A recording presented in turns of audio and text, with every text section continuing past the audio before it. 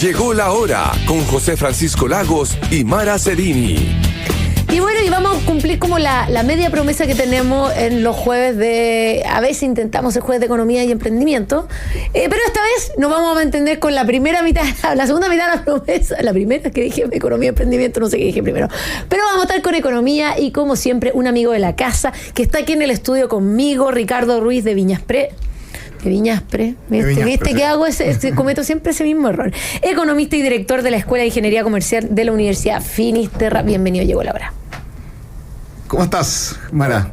Muy bien, ¿y tú? Mira, estamos con estas cosas que pasan en la radio en vivo, que tenemos un programa nuevo que viene después a las 9 de la noche, se llama Ellos, que ahí están los ellos tirando corazones mientras estamos en vivo. Cristian Lavé y Cristian de la Fuente ahí están dando... ¡Ya! No, tenemos que ponernos serios, por favor. Ya les hice publicidad, vienen a las 9 de la noche. Pero ahora estamos con Ricardo y vamos a estar hablando un poco del escenario económico y también de distintas cosas que han pasado.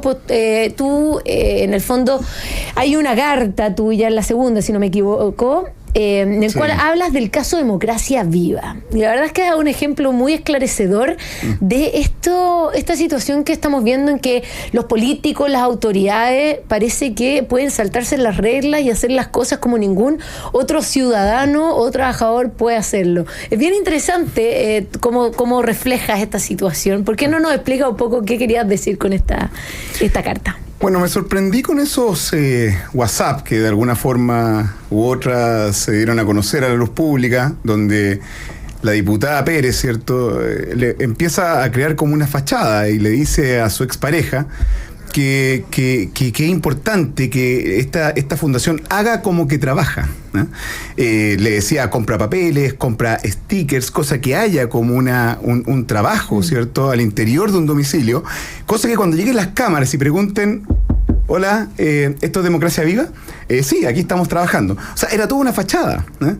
Entonces, ella ocupaba una frase, creo que decía, que parezca como que se trabaja allá adentro. Entonces, qué cosa más impresentable, ¿no?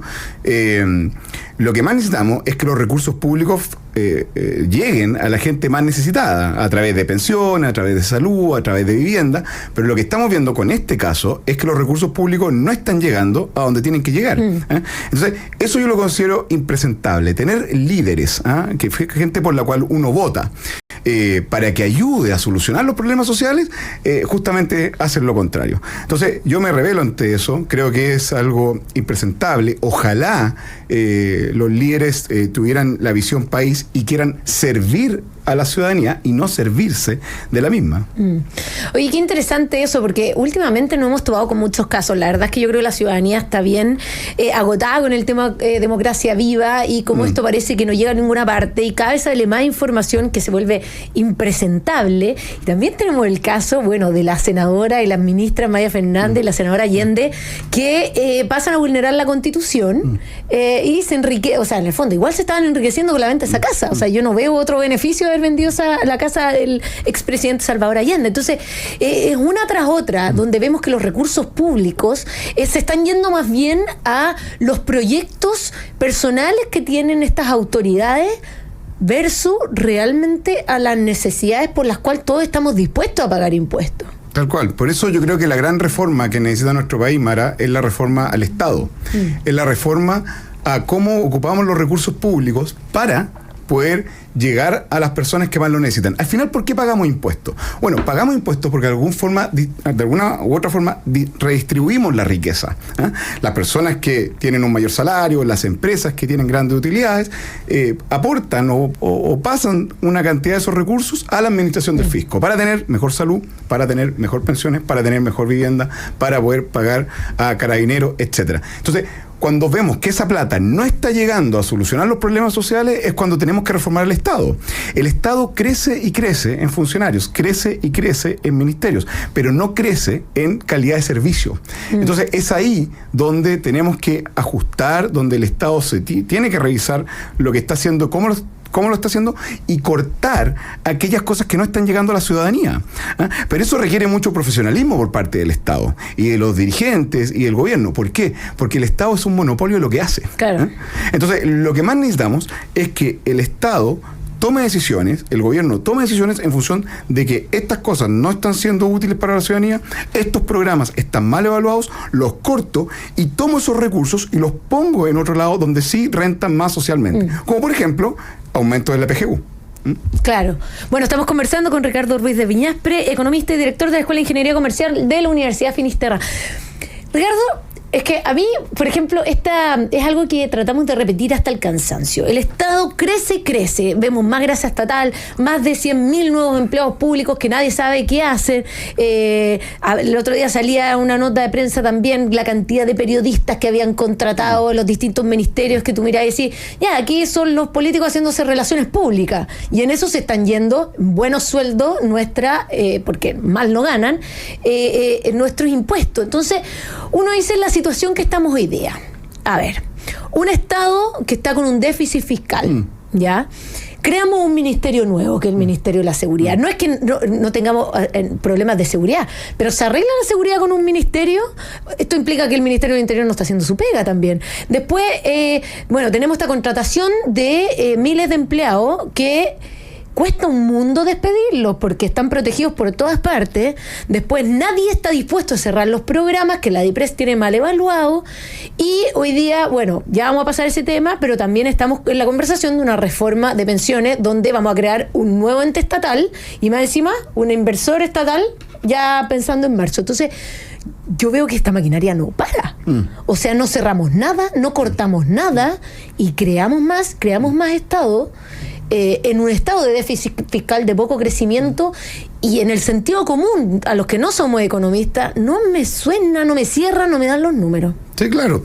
Sí, es justamente lo que tú mencionas. O sea, al final le estamos traspasando parte de nuestro sueldo al Estado para que administre bien el servicio público. Yo fui funcionario del Estado, ¿eh?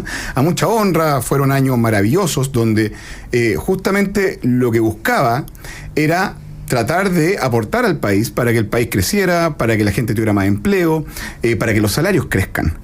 Pero también me preocupo, en cierta forma, de decir, si esto que estamos haciendo, si esta tarea que estamos llevando a cabo no está generando soluciones, entonces cortémosla. Eso es lo mejor que puede hacer el Estado. Eso es muy noble. Porque decir, estos recursos pueden tener otro mejor uso en otro lado. Entonces, sáquenme el presupuesto, porque lo que yo estoy haciendo no está tan bien y vale más otra tarea que puede estar haciendo el Estado, como disminuir las listas de espera. O sea, tenemos 25 ministerios.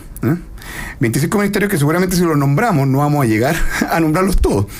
Entonces, yo prefiero un Estado, yo prefiero un gobierno o prefiero un país que haya menos ministerios pero mejores pensiones, claro, a un país que haya más ministerios y peores pensiones, o menos ministerios y mejor salud. Imagínate que nosotros tenemos el Ministerio de Agricultura, el Ministerio de Minería, el Ministerio de Economía y el Ministerio de Hacienda. O sea, ya te nombré 4 que están relacionados a los sectores económicos. ¿Qué cosa importante en minería, con lo importante que es la minería en este país, no va a pasar por el visto bueno del ministro de Hacienda? Prácticamente nada. Entonces, el Ministerio de Minería creo que pierde relevancia. ¿Y para qué está el Ministerio de Economía? Bueno, para ver esos temas también. Entonces, tenemos muchos ministerios duplicados haciendo tareas similares. Claro. Ahí es donde tenemos que decir, ¿saben qué? Un Estado más chico, pero con recursos mejores destinados a las necesidades sociales, bueno, mucho mejor. Si nosotros tenemos un Gini, un índice de Gini, que antes del Estado y después de la gestión del Estado, baja muy poco. Hay otros países, claro, que administran mucho mejor los impuestos y el Gini, después de la gestión del Estado, cae de manera significativa. Entonces, al final, el Estado está haciendo, en general, mal su pega de repartir mejor los recursos que pagamos a través de los impuestos. Oye, y en esa misma discusión de recursos, porque me encanta, porque Ricardo siempre explica las cosas tan fácil, tan en simple, que es lo más agradable poder conversar contigo, sobre todo los que no somos economistas, pero nos interesa mucho entender el gasto fiscal. Uno escucha a los expertos decir, mira, se ha triplicado el presupuesto en educación, se ha triplicado en salud, se ha triplicado acá, pero uno ve que en salud no estamos mejor. De hecho, ahora estamos peor, las listas de espera, la falta de los compromisos del GES, en educación, ¿para qué hablar? Entonces uno dice, no necesariamente la cantidad de recursos está relacionado con la mejora de los servicios, y eso por definición, es ineficiencia. Si yo aumento recursos y no mejoro, estoy utilizando de manera eficiente los recursos. Entonces, ¿qué? Hay un tema que tenemos que evaluar que tiene que ver con la buena administración, ¿o no? ¿Cuál es la otra patita si es que no nos funciona con recursos? ¿Qué también estamos fallando? Y tenemos que empezar a ponerle ojo para no decir, oye, esto es puro recurso, y que nos terminen estrujando y sacando la plata de todos lados para que nada mejore. Bueno, faltan muchas cosas en términos de gestión. Por ejemplo, te doy un ejemplo similar al que tú mencionas. El Estado es conocido por siempre ganarse los bonos, ¿cierto? Al desempeño. Siempre en noticia que todos los funcionarios públicos ganaron los bonos por el desempeño. Bueno, eso es porque estamos poniendo malas metas. Entonces, al final el Estado se pone o tiende a ponerse metas que sabe que puede cumplir. Cuando las metas tienen que ser algo desafiante, algo que te lleva a mejorar la gestión. Por lo tanto, si tú pones metas que sabes que vas a cumplir, entonces el esfuerzo que tú haces por mejorar los servicios es muy acotado. La Comisión Nacional de Productividad, que lidera Rafael Berguán, nos mostró que los pabellones, por ejemplo, en el sistema de salud, no eran ocupados en la totalidad del tiempo. Bueno, eso es una falta de gestión enorme. Eso es como, es una negligencia muy grande. Sino, imagínate lo complicado que es que una persona no se pueda operar. Tremendo. Que es que una persona no pueda tener salud. Y tenemos 25 ministerios. O sea, no puede ser. Hay prioridades. Y el Estado tiene que priorizar el gasto público. Entonces, la gran revolución que tenemos que hacer en nuestro país no viene por el lado de subir los impuestos, como algunos dicen. No viene por ahí. Viene por el lado de administrar bien los recursos públicos, que los recursos públicos le lleguen a la gente que más lo necesita. Sí. Ahora, estamos discutiendo una reforma de pensiones. ¿De qué estamos hablando? De subir la cotización. En otras palabras, estamos diciendo que los trabajadores se tienen que poner. Bueno, ¿y en qué momento se pone el Estado?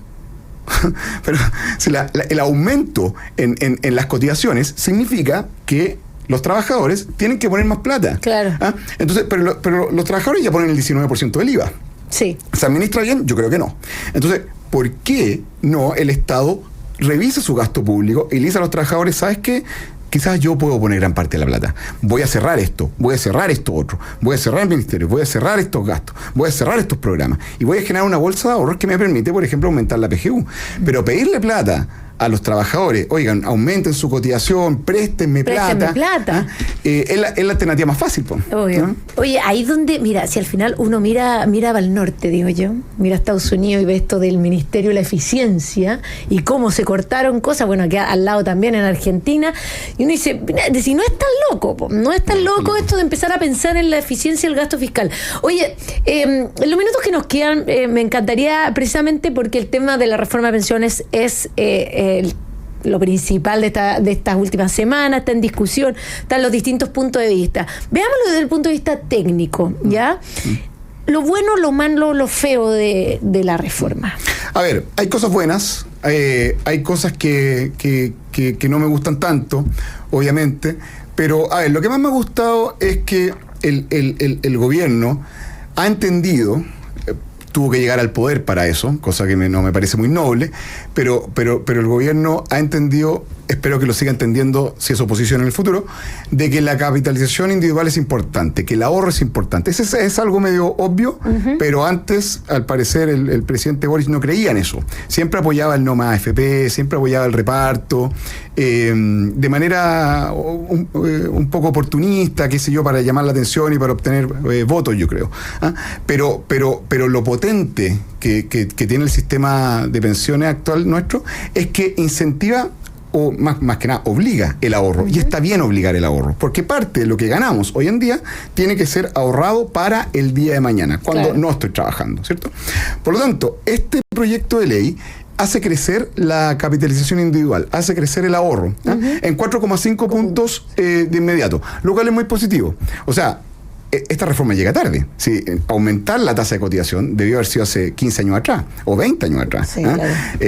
La informalidad de nuestro país es alta, es del 27%. Por lo tanto, cada mes que trabajamos tenemos que ahorrar mucho más, sobre todo por las lagunas, porque hay periodos en los cuales no tengo trabajo. Entonces, necesito aumentar el ahorro. Los 4,5 puntos de capitalización individual me parece súper bien. Ahora, como las pensiones las tenemos que subir ahora, y está bien que las subamos ahora, también se da este tema que los trabajadores le prestan plata al Estado, para que el Estado pueda utilizar esos recursos y subir las pensiones actuales para después retornar, y eso me parece bien, dado el préstamo, retornar esos recursos a los trabajadores una vez que se jubilan con una rentabilidad. Es verdad que hoy día las AFP ya le prestan parte de nuestro ahorro al Estado. Eso sucede. Por lo tanto, ahí es llamativo que el presidente Boric critique tanto a la AFP, si al final la AFP le prestan plata al Estado que él mismo lidera. Entonces, ese también hay un 1.5 puntos que va un préstamo al Estado para que pague mejores pensiones. Entonces, bueno, y que esa plata sea devuelta a los trabajadores con una rentabilidad, me parece bien. Entonces, yo creo que al final es un proyecto que obviamente no es perfecto, tiene problemas, la licitación de... La forma de equiparar a los hombres, las pensiones de los hombres y las mujeres, ese otro 1,5%, ¿es reparto?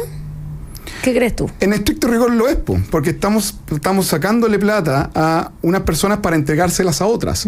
Es reparto. La PGU hoy en día es reparto. Y genial que exista. Pero con impuestos generales. Pero con impuestos generales. Entonces, a mí me parece perfecto que haya reparto. Tiene que haber. No hay duda de eso. Pero... Pilar solidario, más que... Pilar solidario. Podemos llamarle pilar solidario. Antes era la pensión básica solidaria. Claro, lo que pasa es que el concepto del reparto tiene como que unos trabajan, cotizan y le terminan pagando a los que no. Cuando hablamos de pilar solidario implica que todos al final colaboramos con impuestos generales, como esa distinción. Sí, estamos de acuerdo. Por lo tanto, yo creo que tiene que haber una PGU, por ejemplo, financiada con impuestos generales de todas maneras. También creo que podríamos ser un poco más innovadores, más osados, y por ejemplo, que como decía Ignacio Briones, que un porcentaje de lo que yo pago en IVA a través del consumo vaya a mi cuenta individual. ¿Por qué no? O sea, al final el Estado tiene que solucionar el problema social. Por ejemplo, cuando me jubilo, me gustaría tener más recursos. Bueno, ¿por qué no un porcentaje del IVA va a mi cuenta individual? ¿Por qué tiene que llegar a esta bolsa de dinero que muchas veces se gasta mal? ¿Qué mejor que yo voy al supermercado, compro y una parte de mi boleta va directamente a mi cuenta individual? ¿No sería una buena forma de administrar los impuestos? Yo creo que sí. Bueno, yo creo que muchas transferencias directas serían harto más eficientes que el sistema de recaudación que tenemos hoy día. Pero eso da para otro tema y por supuesto seguiremos conversando en otra oportunidad junto a Ricardo Ruiz de Viñaspre, economista y director de la Escuela de Ingeniería Comercial de la Universidad Finisterra. Ricardo, muchas gracias por haber estado con nosotros. Como siempre, un placer haber conversado de economía y lo que está pasando en nuestro país. Muchas gracias. Muchas gracias a ustedes por la invitación. Bueno, nosotros nos vamos a una breve pausa y ya volvemos con más. Llegó la hora en Radio Agricultura.